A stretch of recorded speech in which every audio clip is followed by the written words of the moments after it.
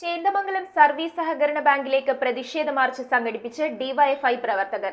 ബാങ്കിൽ 20 കോടിയോളം രൂപയുടെ ക്രമക്കേട് കണ്ടെത്തിയതിനെ തുടർന്നാണ് ഡിവൈഎഫ്ഐ പ്രവർത്തകർ മാർച്ച് സംഘടിപ്പിച്ചത്.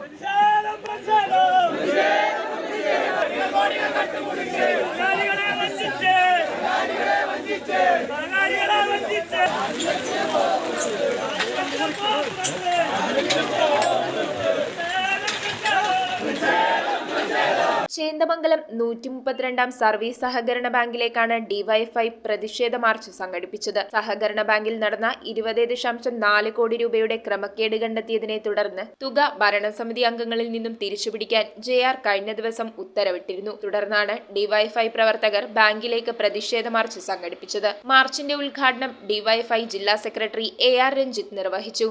ഈ ബാങ്കിന്റെ പരിധിയിലുള്ള സ്ഥലം പോലുമല്ല ഇവരിവിടെ ഈടുവെച്ച് ബാങ്കിൽ നിന്ന് ലോൺ കൊടുത്തിരിക്കുന്നത്. ഈ ലോൺ കൊടുക്കുമ്പോൾ ഉണ്ടാകുന്ന ഈ ബാങ്ക് നടപ്പിലാക്കേണ്ട പരിശോധനകളോ അല്ലെങ്കിൽ അതിന് കൊടുക്കേണ്ട ന്യായമായിട്ടുള്ള വായ്പ എത്രയാണ് എന്നുള്ള കാര്യങ്ങളൊന്നും മുഖവിലക്കെടുക്കാതെയാണ് ഈ ലോണുകൾ കൊടുത്തിരിക്കുന്നത് എന്നുള്ളത് നമുക്ക് കാണുവാൻ വേണ്ടി കഴിയും. വിശാൽ പ്രസാദിന്റെ അധ്യക്ഷതയിൽ ആൽട്രിൻ കെ ജോബോയ് സ്വാഗതം ആശംസിച്ചു. M Rahul, S Sandeep, Akhil Bavachan, AS Anilkumar, TR Lalan, മേഘന Murali, PM Suryadev, Ajeesh എന്നിവർ സംസാരിച്ചു. News bureau, Paravur. ആദ്യ കാഴ്ചയിൽ നിങ്ങളുടെ മനസ്സിൽ പതിയുന്ന ലൈറ്റ് വെയ്റ്റ് സ്വർണ്ണാഭരണങ്ങളുടെ വൈവിധ്യമാർന്ന കളക്ഷൻസ്.